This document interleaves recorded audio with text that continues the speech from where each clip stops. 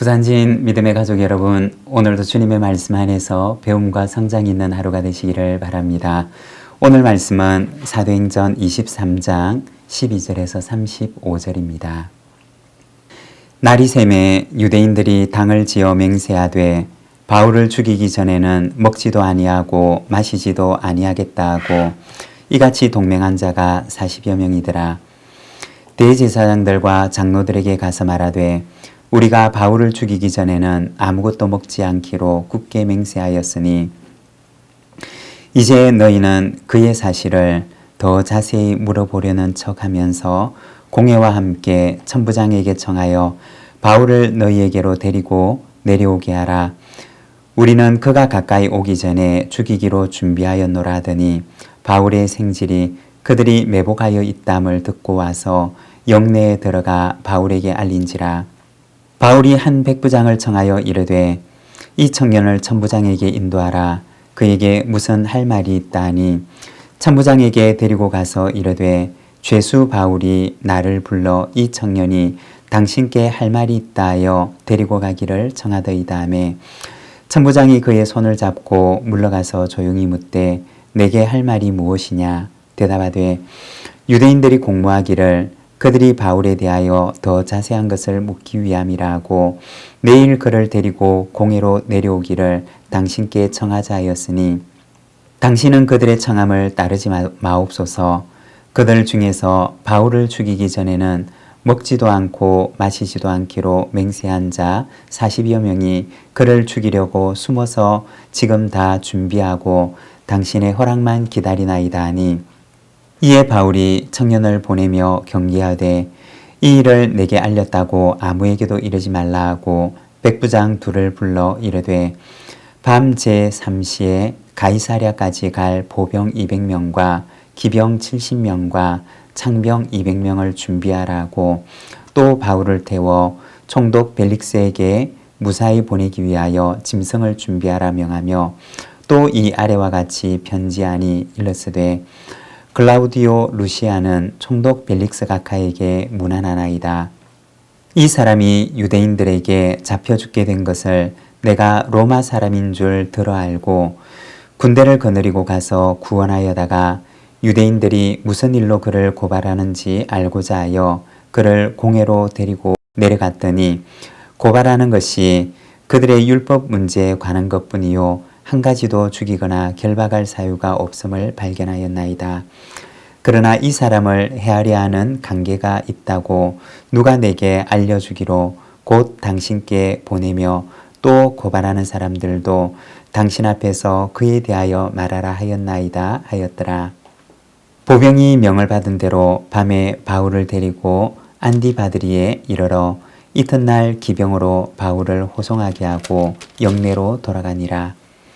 그들이 가이사랴에 들어가서 편지를 총독에게 드리고 바울을 그 앞에 세우니 총독이 읽고 바울더러 어느 영지 사람이냐 물어 길리기아 사람인 줄 알고 이르되 너를 고발하는 사람들이 오거든 내 말을 들으리라 하고 헤롯 궁에 그를 지키라 명하니라. 아멘. 오늘 우리가 함께 읽고 있는 말씀에서는 바울을 죽이려는 유대인들과 바울이 가이사랴로 보내지는 것을 기록하고 있습니다. 12절에서 15절의 말씀입니다. 날이 새매 유대인들이 당을 지어 맹세하되 바울을 죽이기 전에는 먹지도 아니하고 마시지도 아니하겠다 하고 이같이 동맹한 자가 40여 명이더라. 대제사장들과 장로들에게 가서 말하되 우리가 바울을 죽이기 전에는 아무것도 먹지 않기로 굳게 맹세하였으니 이제 너희는 그의 사실을 더 자세히 물어보려는 척하면서 공회와 함께 천부장에게 청하여 바울을 너희에게로 데리고 내려오게 하라. 우리는 그가 가까이 오기 전에 죽이기로 준비하였노라 하더니 여기에 보면 바울을 죽이기 위해서 끔찍한 계획을 준비하고 있는 유대인들의 모습을 보여주고 있습니다. 학자들이 추정하기는 아마도 이 계획을 하고 있는 사람들은 그 당시 열심당에 속한 사람들이었을 것이라고 말을 합니다. 당시 열심당은 지배국인 로마 제국에 대해서 폭력적인 방법으로 항거하고 있었는데 당시 열심당원들의 활동은 로마 군대에도 잘 알려져 있었습니다. 40여 명이 대제사장을 찾아와서 바울 암살에 대한 은밀한 계획을 말했던 것입니다. 그 내용은 전날했던 신문이 충분하지 못하므로 추가적인 신문이 필요하니 바울을 대동해서 이곳으로 내려와 줄 것을 요청하는 내용이었습니다. 그리고 이때 바울을 암살할 계획을 가지고 있었던 것입니다. 아주 은밀하게 그리고 아주 치밀하게 준비된 계획을 실행하려고 하였던 것입니다. 어떻게 되었을까요? 유대인들은 비밀 결사대를 조직해서 바울을 죽일 계획을 하고 있었지만 그러나 하나님께서는 바울을 로마로 보낼 계획을 가지고 계셨던 것입니다. 오늘 우리가 읽었던 말씀 바로 앞에 11절에 보면 하나님께서는 이미 바울에게 말씀하십니다. 담대하라. 내가 예루살렘에서 나의 일을 증언한 것 같이 로마에서도 증언하여야 하리라. 모든 상황들이 위태롭게 돌아가고 바울의 마음마저도 불안을 향해 치달을 수가 있었지만 그러나 하나님께서는 이미 바울에게 바울아 담대하라. 내가 로마에서도 이 일을 증언할 것이다 라고 말씀하셨던 것입니다. 16절의 말씀입니다. 바울의 생질이 그들이 매복하여 있담을 듣고 와서 영내에 들어가 바울에게 알린지라. 여기 보면 유대인들은 은밀하게 바울을 죽일 계획을 가지고 있었지만 그러나 하나님께서는 그 계획으로부터 바울을 보호하시기 위해서 바울의 생지를 준비하고 계셨던 것입니다. 여기에 보면 성경에 유일하게 바울의 가족에 대해서 언급을 합니다. 생질이라고 하는 이는 바울의 누이의 아들이 되는 이를 가리키는 말입니다. 고린도전서 10장 13절에 보면 사람이 감당할 시험 밖에는 너희가 당한 것이 없나니 오직 하나님은 미쁘사 너희가 감당하지 못할 시험 당함을 허락하지 아니하시고 시험 당할 즈음에 또한 피할 길을 내사 너희로 능히 감당하게 하시느니라. 여러분, 때로는 우리의 인생에 큰 시험이 찾아올 때도 있습니다. 하지만 미쁘신 하나님께서는 우리가 감당치 못할 시험 당함을 허락하지 아니하신다고 말씀을 하십니다.